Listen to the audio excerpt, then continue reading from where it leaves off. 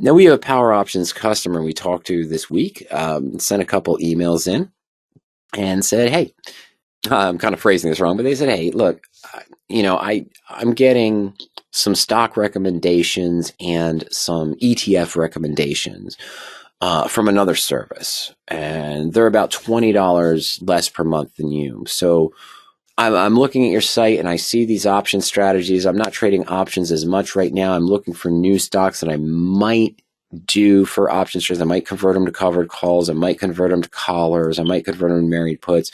And I'm looking at what ETFs to buy right now, but I don't see a stock selection. I don't see a stock strategy on your other strategies tab. Well, the customer is essentially correct. We don't have a straight stock search. But any of you who've ever scheduled a coaching session with me, have been on a coaching session with me, if you are asking me, hey, Mike, I'm interested in buying stocks. I'm going to trade options with part of my portfolio, but really I'm just going to buy and hold stocks that I feel are bullish. What is your best recommendation of a search for stocks to buy? And this is how we answered the customer when he emailed in. I said, okay, well, we don't have a direct stock search, but if you're looking for stocks to buy and hold, or looking for even a return for a 20, 30, 40, 50-day period, which stocks are meeting the criteria that Ernie, myself, Greg Zarena, Ernie's son, the CFO and head programmer at Power Options, what stocks, how would we find stocks if we were just going to buy? Now, as a disclaimer, any stocks I buy in my portfolio are done in the concept of a married put approach, following our rules in the blueprint, the full course, or as potentially a short-term long collar, 20 to 40 days out, buying the stock, selling an at or out of the money call, buying the same put expiration out of the money 4, 5, or 10%, as long as I get the risk reward that I want. I don't buy really any stocks right now at my juncture. I'm 49 years old, going on to 50 in a few months, but I don't buy any stocks right now that don't have options because I want that ability to hedge. I want that ability to generate income. I'm not just buying and holding. I'm not trading dividend aristocrat stocks. We had that discussion a few weeks ago. But a long time ago, and we do this every 20 months or so, we go back and do a discussion on the married put, trusting the search results, meaning that, hey, our married put default criteria might not be for everyone. This is what we look for personally when we're opening a new married put following the rules in the blueprint. Hey, I'm going 150 to 350 days out of time to maximize the time decay curve. Keeping the risk to single digits, guaranteed. Avoiding the lie of leverage and avoiding gambler's ruin. And, just some basic other criteria for the options. I don't want to go more than 20% of the money because I don't want to hedge myself too far out of the position. Reasonable bid-ask spread and percent bid-ask spread. Technicals, basic. Some average stock volume, some good volatility. I'm in a Kraft Heinz position that I started at the beginning of this year. Hasn't panned out too well. Now, I've lost, the stock itself, I think, has lost, we'll take a look at that. I think it's lost 14 or 15%. We're only down 2 or 3%, and we extended the trade with the married put approach. But that volatility was at 0.10 when I opened the position. Sometimes when I'm uncertain in the market, I go to touchstone stocks that are less volatile. McDonald's, Johnson & Johnson, Kraft Heinz, of course, things of that nature. But hey, stock above the SMA 50, uptrend, that's essentially it. Basic fundamentals. Stocks between 9 and 200. Hey, a lot of quality stocks are above $200. A lot of our portfolios are above that range where you could buy 200, 300 shares of stock over the last few years. So you could increase that. This one's important though. This one's Ernie's favorite. Earnings per share growth greater than 15%. Why? As we said, in the married put approach, I'm buying a put. My average is about 225, 230 days out in time. I don't hold the position for that long necessarily. But I'm planning to be in the position for at least 3 to 4 months, probably 5 or 6.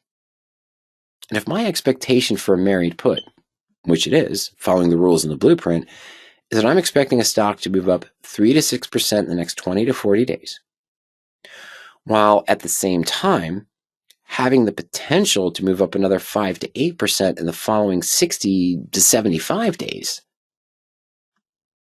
That's a fair amount of growth. At the top end, we're talking about 12, 15%. And Ernie's thoughts of many other educated investors are, look, if you're expecting a 15% return on your stock over the course of a year, then it better be showing you an earnings growth of at least 10 to 15%, because the earnings growth is what drives the stock going forward.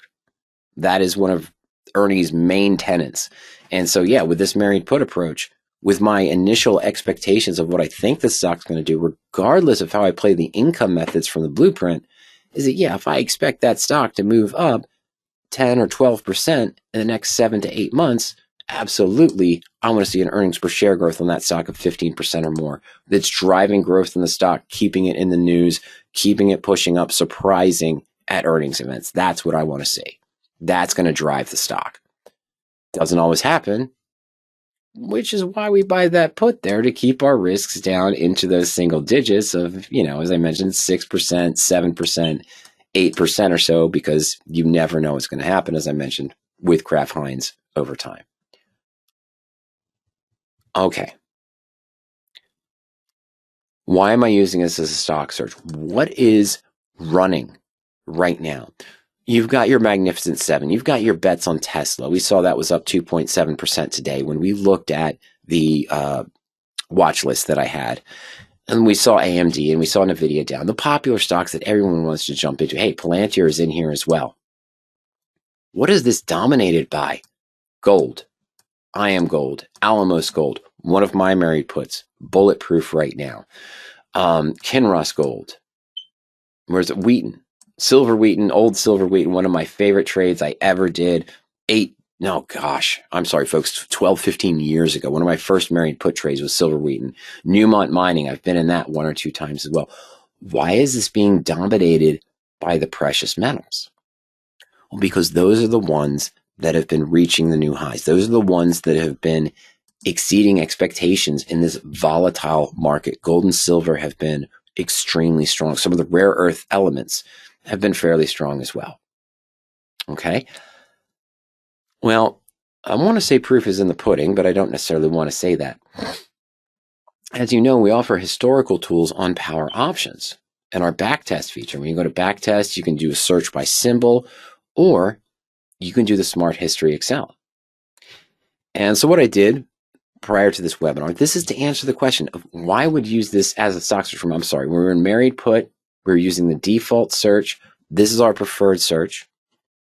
I mentioned that we do that test every 20 months or so. What is the trust the search results test? It means I take that default criteria and then I change essentially what we're screening against. I limit it to screen just against S&P 500, NASDAQ 100 stocks, value line stocks, bottom feeding stocks that have just, had a recent MACD crossover. And every time I run that search, there are some 2 to 3 month periods over the course. So we test those results, compare them for a 3-month, 6-month, 9-month, and 12-month period. And there are some ranges where the NASDAQ outperforms what our default search is. But over time, consistently, our stocks, the stocks that come up in that default list, outperform. Just looking at S&P 500 stocks, just trading SPY, looking at NASDAQ 100 stocks, we saw the drops today, 5% in AMD, 3% in NVIDIA, while the gold and silver stocks that we saw in the search are still moving up. So I went to Smart History Excel, and we ran a search from a month ago, November 25th, 2025, to see what trades would have met our criteria. And once you find that, I have this up here, so it does sometimes in this time of day. I'm sorry, I did this ahead of time because sometimes during this time of day, it takes a while to access the historical suite of tools. what I mean by that is right now we're dumping all of the data from today's closed into our historical suite of tools while we're trying to interact and say, hey, show me all the results that match this criteria. And then you hit calculate group results and you get this table that shows you what these stocks did and what the married put, quote unquote, would have done during this time frame. Now, quick review. All right, 60% success rate. Doesn't sound great. Average return 1.5%. But at the same time, from November 25th, November 12th. My apologies. I got Christmas on my mind, guys. I apologize. Everything with the kids, with my wife, her birthday's on the 20th and then Christmas on the 25th. So we've got a lot going on. That date sticking in my mind. But 11/12 to 12/12 to today. QQQ is down 1.2%. SPX is down 0.3%. Average return on the married puts is 1.5%. Okay, but we're not talking about married puts. I know it's only a 60% success rate. Let's look at the first three or four stocks you would have opened on that list on November 12th. Eldorado Gold, 28.89 to 34.66. I told the customer that this is what I would use as a stock selection, even for a shorter time period, but for also longer term holding. What are we talking about here with Eldorado? We're talking about a stock trading at 34.66 that 30 days ago we could have bought at 28.89. We're at about almost a $6 gain, a $5.75 gain off of a 28.90. Okay, let's call it 29 purchase. That's a 19% return. All right, I'll admit I am gold middling. Only made about $1.40 on a $14 stock. That's 10% on just the stock. Yeah, the put declined a little bit. Alamos Gold, the one I'm in, 33.36 up to 38.49. Not quite the 20% gain we saw in Eldorado, but it's in that 12-15% range as well. Plantier's down, but it's even. It's manageable, right? 184.17 to 183.57. And our next one, GFI. Goldfields, again, 42.86 up to 43.49. Okay, not as big as the move as those others. But that's why I would use the married put default search as a potential for a long call screen. Hey, I'm not buying the put. I just want to use it as a long call. This is how you, sorry folks, long stock. My apologies. You could also use it as a long call. You would have done well too with those top three or four that match the criteria on that date. All right. But yes, overall, as we saw, it's only a 60% success rate, but you wouldn't open all 25 of them. I mean, here's a First Majestic Silver. What are we talking about here? 12.57 to 15.94. It's a huge move in those metals. That's what's coming up on the search, and that's why it's coming up on the search. Trust the search results. For ETFs, in covered calls, under the sample search, not the main search, we have a default setting for covered call search for ETFs. Well, this is looking for good candidates of covered calls in an uptrend with selling some premium, good probability of being assigned, and we're screening for stocks in an uptrend with a good relative strength. And so if I went to backtest here, and on the Smart History Excel, I went ahead and did covered calls, and I went to November 12th. Got it right this time, didn't say the 25th. It's taking some time to load the available days. And I took that CC-ETFs. Now, I saved it as one of my searches from the sample search. I would have seen the results. And then if I calculate, once I see the results and I calculate the group results, well, we're seeing some good positive returns here. We scroll down here, 80% success rate. Now, remember, though, these are covered calls. Soxel, 43.71, would have sold the December 31.37 call. Maximum return is 4% if assigned. Well, that's still a profit. Soxel actually dropped. Silver Miners, 23.87. Why gold and silver? Well, look again. That ETF, 23.87 up to 27.62. We've got the gold miners, 79.25 up to 85.66. What's popular in the market? What's showing up on the main power options screens as the top ETFs gainers and losers, which tells you kind of what sectors are moving. We also have the sector gainers and losers you can look for as well. Industry gainers, industry losers. That tells you what's being strong. You see gold and silver. You see rare earth metals there 2 or 3 times a day. You see the tech there. The semiconductor ETFs. You see those 2 or 3 times. That's telling you what the market's doing and what's being pushed into the market. Another idea that we mentioned to him for a long stock search, of course, married put, default search, radioactive sorted by earnings per share growth. We saw how that was dominated. The covered call ETFs is a little bit skewed because they were deep in the money, but at the same time, we saw the similar stocks that were coming up. Gold and silver ETFs, 2 times, 3 times ETFs. What if I want a stock for a short-term gain? 20 to 40 days out in time, more aggressive, not something longer term. Hey, but even we saw that the married put results would have given us a good return in 30 days, 20 to 40 days, with a top 5, top 6 stocks that came up in that list. Minus, I think, was Palantir. Well, another idea is the long call screen. Under long calls, Ernie's preferred search is a Bollinger Band breakout.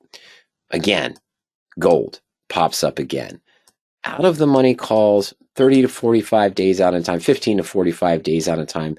This is looking for a recent Bollinger Band breakout and looking at it by average recommendation change, meaning positive change in the broker recommendations in the last 5 to 7 days. Has to be above the upper band 20. Stock closed below the upper band 20 the day before. So just had a recent Bollinger Band breakout. Stock above the SMA 20. Some basic earnings per share growth greater than 20. Again, some of his preferred criteria. But limiting it to shorter term. Looking for that quick pop. Not going more than 10% out of the money. But hey, going at or out of the money. Some limitations. Some good liquidity. And previous option volume, previous option volume. The last trading session total option volume compared to its average over the last 30 days has to be above 150, meaning 50% higher than its average over the last 30 days. And we've got these two. Now, would this worked out for a 30-day period? Let's go. It might be slow, so just bear with me. Let's go to backtest. Let's go to Smart History Excel. We're going to go long call. We are going to go to November 12th.